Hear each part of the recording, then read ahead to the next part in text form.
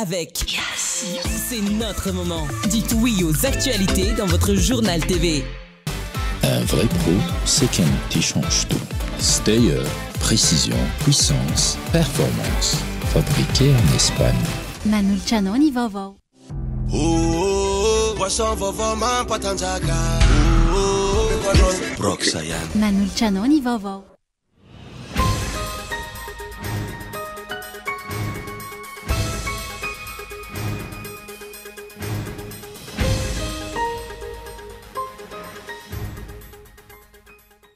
Madagasikara tsy maintsy mandroso no irairaina tsy averimberiny mpitondra fa mifanohatra amin'izay ny toe-java-misy eto amin'ny firenena. Miloko mena avokoa ireo tondro. Potika ny sehatra rehetra izay tokony ho ampingy amin'ny fampandrosoana noho ilay fitantanana tsy mahomby. Maro ny fampanantenana nataony Andry Rajoelina amin'ny famahana ny olona herinaratra fa tsy nisy voahaja izany hoy ny filoha lefitry ny antenimera-pirenena avy amin'ny fanoherana. Takina ny hanomezana fepotona mazava hijanonany ity delestazy lavareny ity raha ny fanazavana. Maro no te hanao fety sambatra miaraka amin'ny fianakaviana amin'izao andro ny Pentecote izao. Samy ianao izay ho afany. Nanangona izay kely tratry ny heriny isa-tokantrano hatramin'ny androany. Misy azy ireo mbola hitady vola raha mpitso araky ny fanadihadiana. Mpianatra iray amin'ny Universitény Mahajanga no nisamborany ny mpitandro filaminana omaly. Tsy fantatra hoe inona no antony nisamborana azy hoy ireo namany. Ka takiana izy ireo ny ampahafantarana ny nisamborana sy ny toerana nametrahana azy. Eo amin'ny maresaka iraisam-pirenena, olona 5 farafakely no namony ainy ary maherin'ny 20 no naratra tao Kharkiv any Ukraine vokatry ny fanafiana nataon'ireo tafika Rosiana omaly alina. Maro ireo fitaovam-piadiana nampiasain'ny tafika Rosiana izay tiana nandravana toerana maro nandritra io fanafiana io hoy ny ben'ny tanàna ny Kharkiv. Ny antsy brian'izay.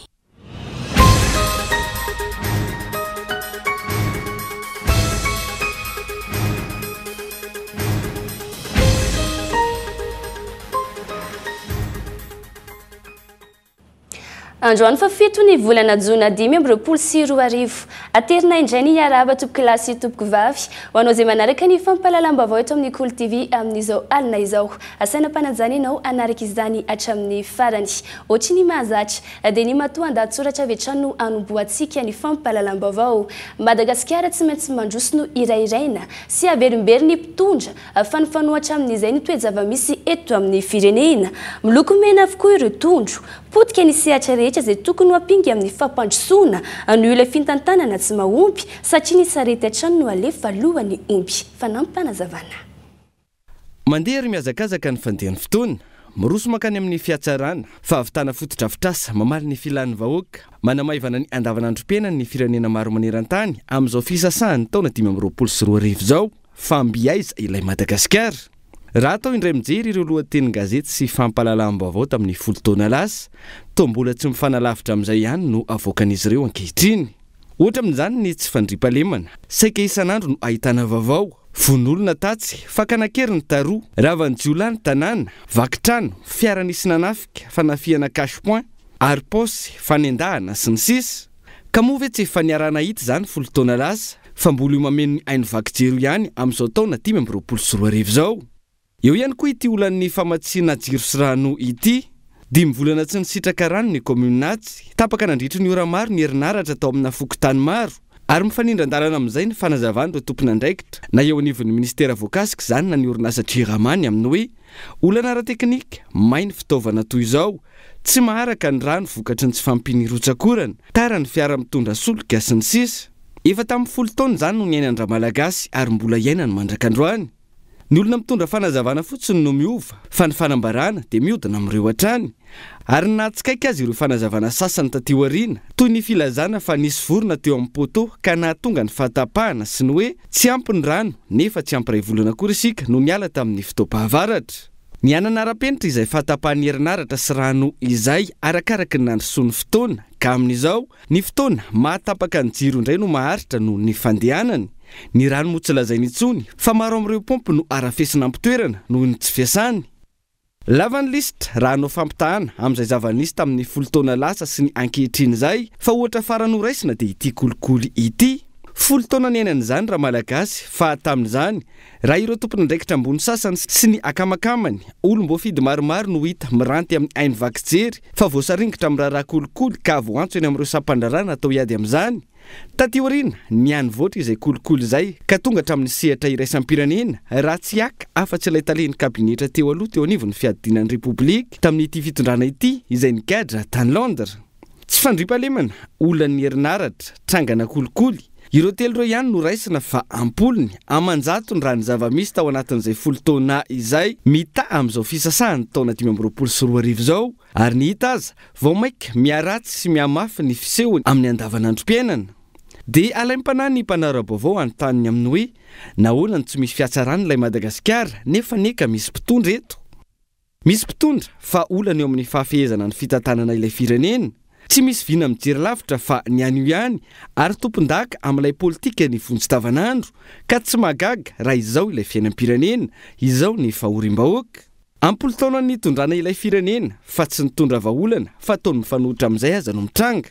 Tsy vola-kakafitra ny omaly tsy miova no misy eto fa vao maika aza ny aratsy miemotra ilay Madagasikara lazaina fa tsy maintsy mandroso.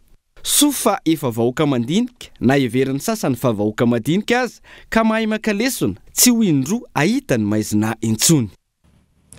Maro ny fampanantenana nataony Andry Rajoelina amin'ny famahana ny olany herinaratra fa tsy nisy voazy izany hoy ny filoha-hevitry ny anteny miaram-pirenena avy amin'ny fanoherana. Takina ny hanomezana fepo-taona mazava hijanona ity delestazy lava reny ity raha ny fanazavana fanadihadiana no tateriny olona saina. Mananika ny 20 ora fahatapahan'ny herinaratra eto Antananarivo sy ny manodidina hoy ny filoha-hevitry ny anteny miaram-pirenena avy amin'ny fanoherana fa tiantoka ny an'ireo mpiasa miankina amin'ny herinaratra. Eo anatrehan'izany miantso any Andry Rajoelina irandrena solony ekositeny hanome fepo-taona ivahany ny olona ny delestage. Miantso ny fitondram-panjakana, miantso any Ngahy Andry Rajoelina mba hiteny ny marina amin'ny vahoaka malagasy hoe oviana marina hitsahatra tanteraka ity delestage ity satria enao ny teny hoe tsy hivoaka ny hevitra ny mihitsy ianao raha tsy mahita vahaolana. Mbola ny teny indray ianao hoe maretana ireo vahoaka malagasy fa afaka 6 mois dia tsisy delestage tsony eto Madagasikara. Fanontaniana mipetraka ihany koa eo anatrehan'izany no hoe raha hanome fepo-taona aza Andry Rajoelina ho voaja indray ve ny fitondrana ankehitriny izay anatin'ny olana maro lafy amin'izao fotoana vokatry ny tsy fahaiza-mitantana. Mba inona re tompoko ny zavatra ray fotsiny angatahiko amintsika zavatra ray fotsiny nataony nikitiny Andry Rajoelina ka nahomby fa ny zavatra rehetra misy amin'izao fotoana izao zay voatsapany tanany na nikitihany fotsiny na potika na veriasina na rava tanteraka. Ity fitondrany Ngahy Andry Rajoelina ity dia tsy misy vola, tsisy vola intsony ary zany mahatonga fihetsiketsehany Ngahy Rajoelina mamboly hazo hoe mandeha à gauche mandeha à droite. Mahafantatra an'izany ireo tompona andraikitra ambony ireo ary mahafantatra fa tsy manana hoavy averiko indray tsy manana hoavy politika intsony Ngahy Andry Rajoelina. Ny sehatra rehetra mihitsy amin'izao no laharam-pamena vokatra izay tsy fahaiza-mitantana izay raha tsy hitanisy afa-tsy ny fampianarana, fahasalamana, lalana ary ny fampananana asa. Mahakasika an'izay olany herinaratra izay trano no hanohizantsika ny fampahalalam-baovao. Porofony tsy fahaiza-mitantana ny fitondrana Rajoelina tsy fahitam-baolana amin'ny herinaratra sy ny rano io. Hoy ny solombavam-bahoaka ny Madagasikara voafito tao amin'ny distrikta ny Rivonimambo. Tsy hamahana olana ny fanovozana drafitra no raisina vaovao maika hamotika ny orinasa Jirama. Fanadihadiana no tateriny olona saina. Tsy niomana ny tondra ary taratry ny tsy fahaiza-mitantana ny olana mahazo ny orinasa Jirama io hoy ny solombavam-bahoaka ny Madagasikara voafito tao amin'ny distrikta ny Rivonimambo. Voaporofo fa tsy vitan'ny fampanantenana sy kabary ambony latabatra ny fitantanana ny firenena fa ny olana ny malagasy no miaina ny voka-dratsin'izany. Anamafy ny fampitehan'ity orinasa ity ny fanavaozana rafitra nentin'ny mpitondra afarany teo.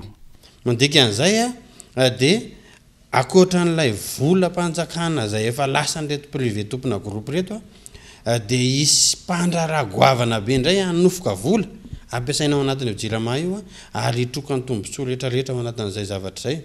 Io zany resaka volonté politique io satria ny mpitondra napetraka ara-politika no manapa-kevitra makany amin'ny lalana tokony izolana makany amin'ny tsara na makany amin'ny fahafatesana.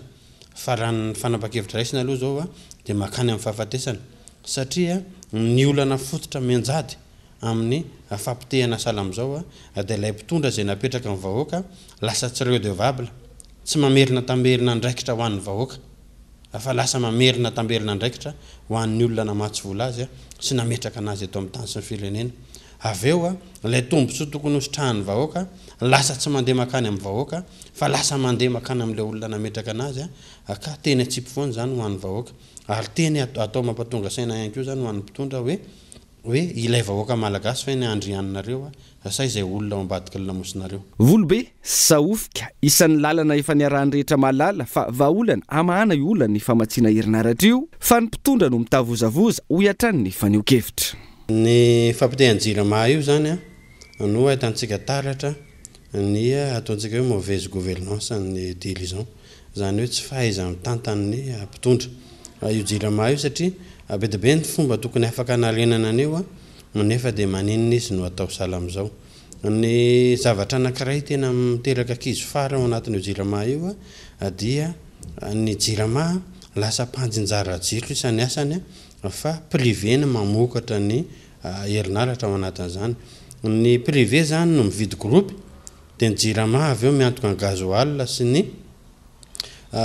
réparation an'ilay groupe dia ny zavatra mampalahelo nefa dia ny jirama mbola mividy herinaratra amina kilowatt lafo noho ny varotany indray rehefa avy eo.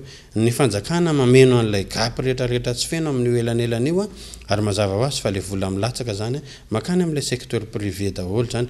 Izy moa ny privé tompona groupe rehetrarehetra ao anatin'io nareo ngamba mahafantatra fa tsy hanona anaran'olona fa lasa akamakama fotsiny manjaka ao anatin'izany zavatra rehetrarehetra zany. Ahina ivadika zavatra tsy ampozana ity olana herinaratra ity miampy tsy fisitrahany vahoaka rano araka ny tokony ho izy. Eo anatrehan'ny tolotra omen'ny orinasa jirama ankehitriny efa manambany indray ny fampiakarana ny sandanjiro sy ny rano.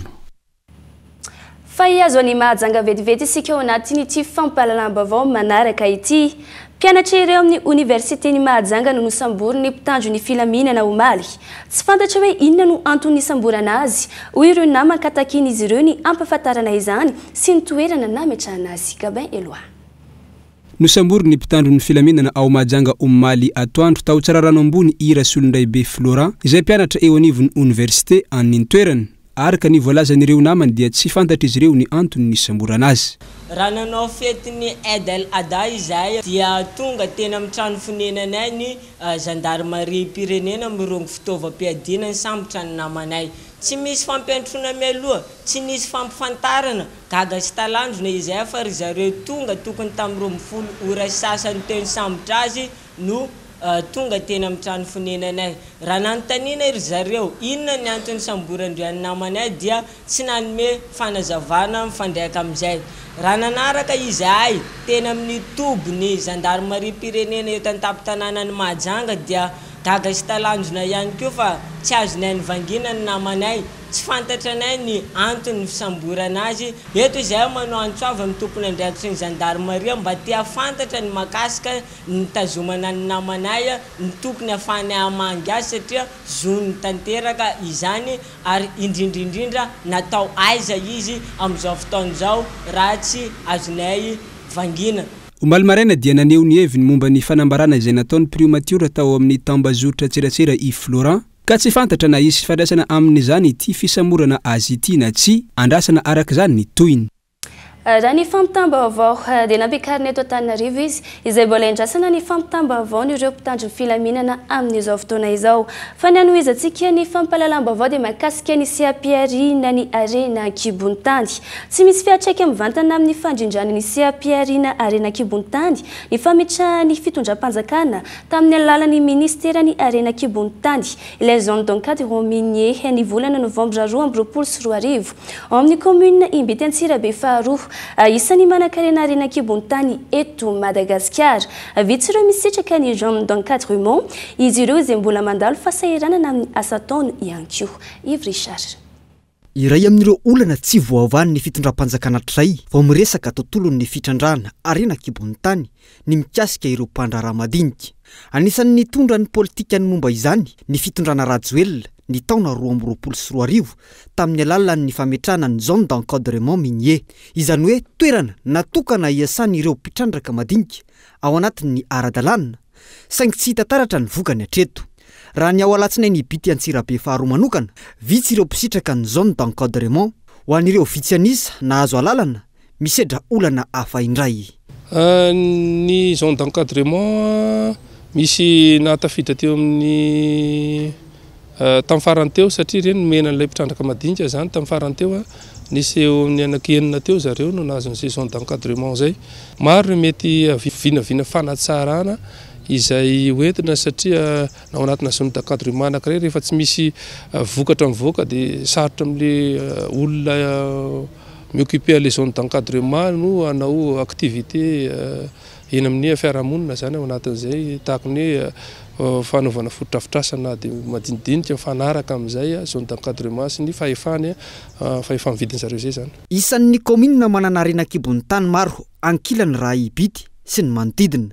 Manaporofo izany ny voka-pikarohana nataon'ireo mpampianatra sy mpianatra mpikaroka eo anivon'ny Université Antananarivo sy ny maro hafa. Raha tsy laza afa-tsy ny ao amin'ny valean'ny sahatany mipetraka ny fanontaniana. Nahoana ny tsy mifanaraka amin'ny isan'ny mpandraharaha madinika miazakazaka ny amin'ny toerana ny mahazo ny zone d'encadrement sa misy ve ny kajy mandeha any ambadika ka anilihana ny mpitrandraka madinika hoy ny mpanara-baovao. Ireo mpitrandraka madinika izay tsy mbola afaka ny mitondra ny tamberin'ny asa ataony manoloana izany. Tsy misy afa-tsy ilay orinasa mpamokatra simenitra ihany araka izany no mitondra ny tamberina andraikiny ho an'ny commune sy ny mponina. Atretiny orinasa Alpha dia mamokatra izay maminao izay tamberina ristorana minier izay araka ny kajy ataon'ny fitalevam-paritry ny arena an-kibon-tany zany ny orinasa anisany hoe tena fanitra ngeza be ho an'ny fiadidinan'ny tanàna miteraka izay tena fampandrosoana zay ary tsy manao atsirambina izay ristorana izay. Ny 20 Novambra 2024 no nampahafantarin'ny ministeran'ny arena an-kibon-tany sy ny loharanom-karena stratégique ny fametrahana ny zone d'encadrement minier mifandraika amin'ny voalazany ny 12, ny 12 sy ny 20 ny code minier. Raha ny hampidirana ireo mpandraharaha madinika anatin'ny sehatry ny ara-dalàna sy ny matianina no tanjona, maro ny fitaranana voaray amin'ny fametrahana ny rafy sy ny masotsivana nijerena ireo mpisitraka izay voalaza ho anjakan'ny kolikoly ka hanairana trano ny fanjakana Foibe. Mahakasika ny fanomanana ny fety indray no anohizantsika ny fampahalalam-baovao. Maro no tianao fety sambatra miaraka amin'ny fianakaviana amin'izao andro ny Pentecosta izao. Samy anao izay ho afananangona izay kely tratry ny herin'ny isa-tokantrano hatramin'ny androany. Misy azy ireo mbola hitady vola rampitso araky ny fanadihadiana. Toy ny Rina Tahery. Na dia efa volonandro fety aza amin'izao fotoana izao, toa ny fabetsahan'ny olona mifamezivezy eto an-drenivohitra. Mbola mifantoka amin'ny fiainana andavanandro sy ny fitadiavam-bola tanteraka ny ankamaroan'ny malagasy androany. Iray andro mialohany tsy hahatongavan'ny fety. Araka ny fanazavan'ireo nanaovana fanadihadiana, tsy maintsy mitady vola mihoatra kokoa noho ny azo amin'ny fiainana andavanandro izy ireo mba ahafahana mampifety ny vady aman-janaka. Androany saika mbola teo ampanaovana ny asa andavanandro avokoa ireo nanaovana fanadihadiana. Raha aminay manokana aloha zao dia tsy de misy fanomanana be firy fa nemo io ny asanay dia ohatra mivarotra foana zay zao. Ho anay aloha zao tsisy fanomanana fa ohatra ny hoe tsy nanokana fa dia zay azo aloha zao ny anina. Raha ho amina manokana aloha dia ohatra meme le fidiram-bola tsy dia miaraka dia ohatra ny hoe hivarotra ihany zany zao rapitso. Arakaraka aloha fa mety hoe hivarotra ihany. Me sarotra be mihitsy le fiainana aloha ankehitriny fa vola tsy dia maharaka moa ny vidim-piainana miakatra. Ny fanomanana misy ihany fa nefa zao na hanomana ary ianao misy obstacle amin'ny fiainana misy ohatrany hoe marary tapika ohatr' zany a na tokony inana ary sika lasa tsy maintsy makanevana zany tsy zao akinina ny eo ambony ny zavatra rehetra efa niainantsika tia zakaina zay misy eo mifety zany a ny azandrano hoanina androany ny aza rapitso azo rapitso fa zao akinina ny eo ambony le izy de miezaka avy amin'ny eo ambony a mbo misy hoe hoaniny tokantsano. Misy ireo efa nanomana kely izay tratra, misy kosa ireo mbola mieritreritra hitady vola raha ampitso. Ny itovizana samy maniry hiara ifety amin'ny vady aman-janany amin'izay eo am-pelantanany avokoa iza rehetra nanontaniana. Ny zava-dehibe ho ny fanazavana dia ny fahasalamana. Tsy de misy hoe fa manana fety be hoe ana satria le fiainana efa misarotra be le vidim-piainana zany tena miakatra de miakatra fa eo amin'ny resaka hoe fa manana ara-panahy aloha zany misy ny fandehanana mivavaka raha petsy satria fiainana tena misarotra le fiainana amin'izao koa zany raha tsy miakana amin'Andriamanitra tena misarotra de sarotra le fiainana zany de zay mahatonga le hoe tsy de misy famanana be ohatra ny taloha tsiny satria ny fiainana taloha mba moramora fa amin'izao tena mafy tena mangidy mahitsiny zay kely tena zay kely mahitsiny ny faliana hoe ohatrany ahoana de io zany tsinjaraina hoe amin'izao ndray vavaka mivatra amin'izao ndray de tsy maintsy tsinjarainao zay eo. Ny teti-bola angamba ny anay moa zany ty ohatra ny resaka hoe asa teny tsy tao faritana be le izy hoe tsy maintsy misy nohatran'izao na nohatran'izao fa eny an-dalana tsy maintsy mitsintsiny ho avy hoe amin'izao misy an'izao na amin'izao misy an'izao de ninona zavatra amin'ny eo na fety io na inona de tsy maintsy hoe homanina lalan-dafa. Samy niaiky avokoa ireo rehetra sendranay fa mihasarotra trano ny fidadavam-bola indrindra rehefa fety tahaka izao. Tsy mitovy ny tamin'ny 5 taona lasa miena ny vola azo kanefa mihamaivan-danja ihany koa. Iankina ny fahasalaman'olombelona ny fahadiovan'ny sakafo andavanandro araky ny fanazavana mety tsy hisy eo anatin'ny fotoana foana ny voka-dratsy ny tsy fahatomombanana ny sakafo fa kosa ahina hiteraka hatramin'ny homamiadana ho an'ny vatana. Ankoatry ny loto ny fahabetsahan'ny produit chimique amin'ny sakafo koa dia atahorana hanimba izay fahasalamana izay. Gabin Eloa. 7 Jona dia andro raisam-pirenena ho an'ny fiantohana ara-pahasalaman'ny sakafo. Araka izany dia nisy ny fankalazana izay notanterahana teny Antaninarenina androany. Zava-dehibe tokoa ny fahadiovan'ny sakafo satria miantoka tanteraka ny fahasalamana. Ny fihinanana sakafo simba sy maloto dia miteraka olana ara-pahasalamana ho an'ny vatantsika ary ihany koa mety afara hatramin'ny homamiadana. Ny vokatra azo avy amin'ny fihinanana sakafo tsy ara-pahasalamana tsy voantoka ara-pahasalamana moa zany de mety tsy hitanao androany, mety diarrhée no azonao androany fa mety ihany koa tonga hatrany amin'ny hoe cancer na dysfonctionnement sarosarotra kokoa zany amin'ny resaka maladie. Aka ohatra aminareo anankiray hoe raha ohatra mihinana menaka tsy de mety loatra ohatra mety tsy androany ny vokatra izay fa mety anirina zany hoe misy aretina aty ianao ohatra na hoe mihinana additif efa tsy azo ampiasaina intsony satria ao anatiny daholo zany hoe singa ao anatiny daholo zany. Maro ireo ambana mety azoan'olombelona fanapozinana ara-tsakafo, ny fahabetsahan'ny fanafody amin'ireo voly sy biby fiompy izay avadika sakafo, fa ihany koa ny fiparitahan'ny sakafo lany daty na dia efa misy aza ny paikady hoenty miady amin'izany eto amintsika dia mbola tsy lavorary hoy ny fanazavana. Reny fanafody ampiasaina amin'ny voly na amin'ny biby zany reny rehetra reny zany raha ohatra ka tsy voampiasa ara-dalàna zany tiako lazaina de mety makany amin'ny olombelona izay mihinana le vokatra na mihinana le biby fiompy nompiantsika teo dia mahatonga aretina be da be ihany koa. Efa mipetraka tsara ny lalàna mifehany izay fiantohana ara-pahasalamana ny sakafo izay. Fitiliana maro isan-karazany efa mipetraka fa mbola tsy lavorary fa dia efa eo am-panomanana fampiarana zany izao. Amin'izao fiatrehana fety izao dia mila fitandremana izany fahadiovan'ny sakafo izany mba tsy hitera-doza eo amin'ny fahasalamana. Dia iny vaovao indray no hoe tsika amin'ny sento vetivety eo anatin'ny dokam-barotra. Mbola saina hatrany ianao fa tsy saraka aminay.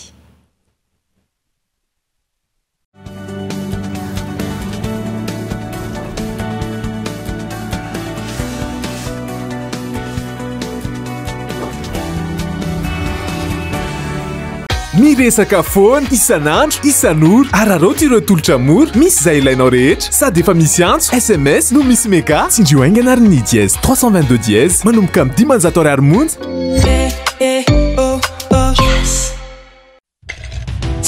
ino ma lesy antagnany lahy ty brox lesy ino brox lesy ino koa ma lesy zany Poisson vaovao mampatanjaka Miss energy drink de Miss cola Mety amindry sady mety amilay Ino agnarany Brox Mahazonda Mahazonda Zay mila poisson Mahazonda Mahazonda Zay mila poisson Mahazonda Mahazonda Zay mila poisson Mahazonda Mahazonda Ame parole Brox Ayan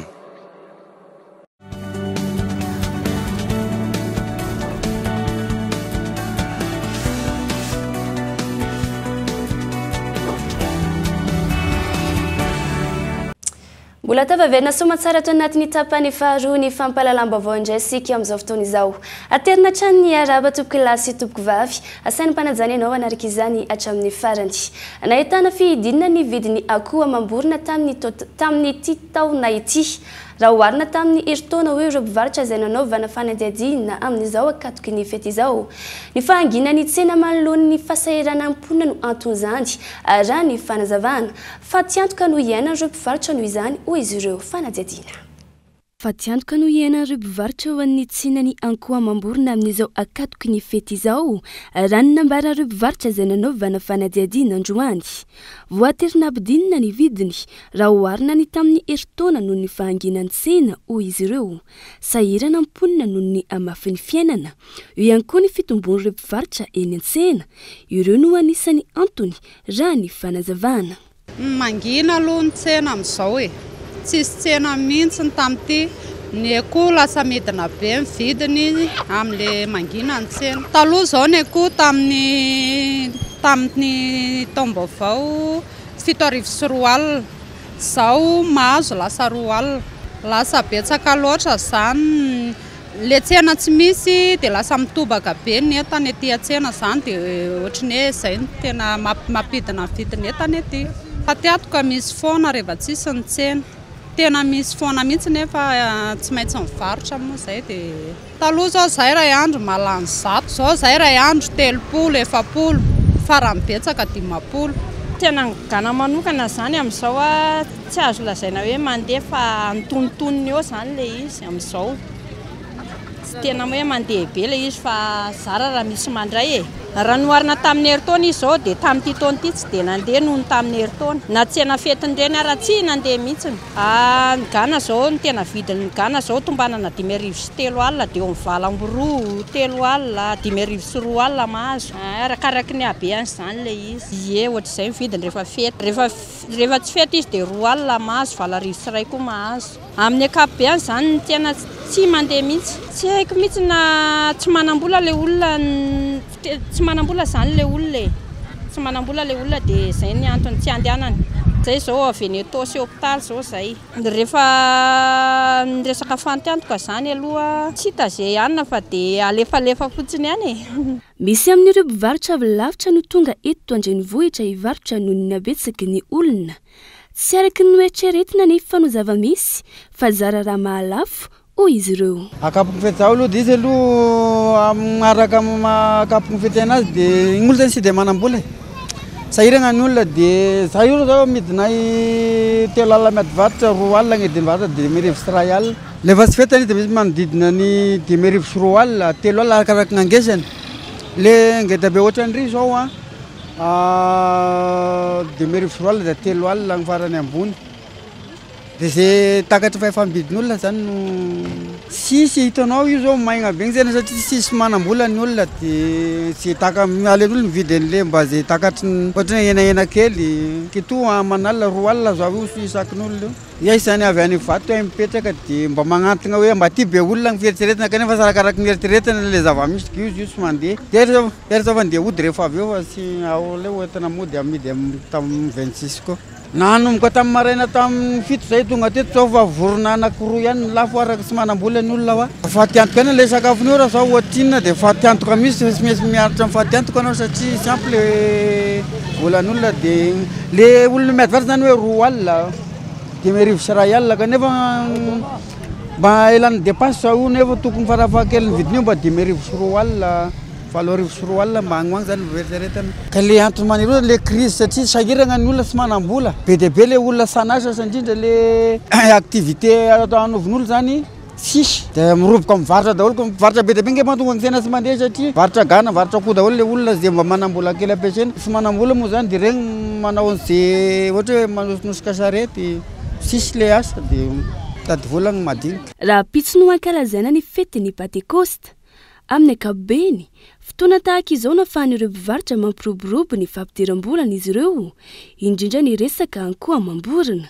tsy tanteraka nefa izany noho ny fahasahiranana ny tsirairay vitsy ny tokantrano manana fahafahana hividy azy ireny amin'izao fotoana rehefa misy ny arapaka dia izay no zava-dehibe iazo any toliary indray sika ao anatin'ity fampahalalam-baovao manaraka ity tsekeny groupement Vanina izay anisany groupement mivondrona ao anatin'ny antenimera ny varotra sy ny industrie toliary ny fandraisan'ireo bureau vaovao ny fitantanana ny antenimera noho ny fisininy tsy fanajana ny lalàna mife azy ireo fanadiadiana nanao fanambarana ny avy ao amin'ny groupement Vanina fa tsy manaiky ny fandraisan'ireo birao vaovao ny fitantanana ny antenimera ny varotra sy ny industrie toliary noho ny tsy fanajana ny lalàna voasoratra ao anatin'ny sata mifehy ny antenimera izay tsy tokony ilatsaha ny mpikambana izay efa nandrafitra ny birao indro mientona ny groupement Vanina zay soloana itena ho an'ireo membre consulaire namanay dia manao zao fanambarana izao tsy ekenay ny fanaovana autoproclamation atao amin'ity chambre de commerce de Toliara ity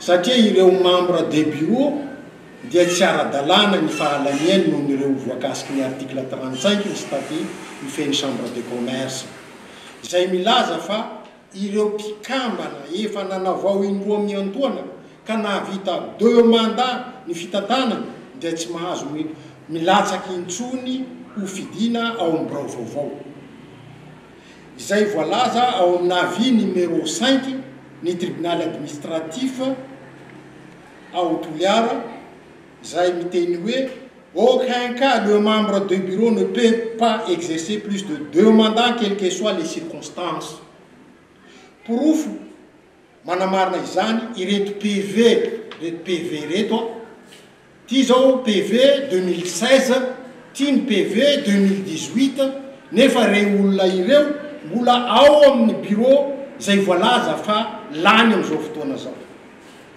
noho izany dia lavinay ankitsirano izao bureau vaovao zao satria fandikan-dalàna tsotra izao izany ho famarana raha ny fandikan-dalàna no atao ho fomba fiasa dia tsy hilamina ny ato amin'ny chambre de commerce amin'ny Toliara noho izany miantso ny ministère ny commerce ministre ny finance ministère ny fitsarana mba hijery izao toedraraha misy ato amin'ny chambre de commerce ny Toliara izao araka izany dia mbola tsy miravina ny olana misy ao amin'ny antenimera ny varotra sy industrie eto Toliara raha tsy hivina moa dia natao ny talatalasa teo ny famindram-pitantanana teo amin'ny birao lany vaovao sy ny komity mpitantana vonjimaika teo aloha dia ny vaovao indray no hoentsika manakantona ny fampahalalam-baovao amin'izao alin'izao isorany ianao tompoko lasy tompoko vavy nanaraka izany hatramin'ny farany mamy fotoananao ho an'ny rapitsondray veloma tompoko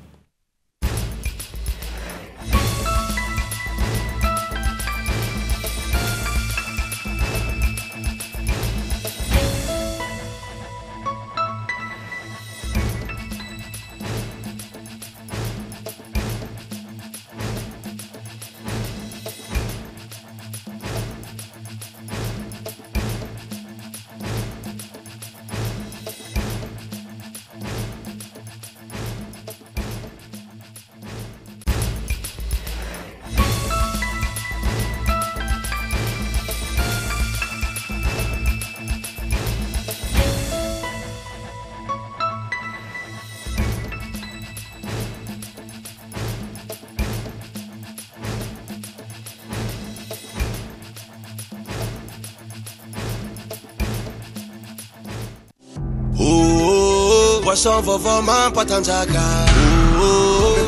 Brox vous a présenté Nivavao. Un vrai pro, c'est qu'un outil change tout. Stayer, précision, puissance, performance.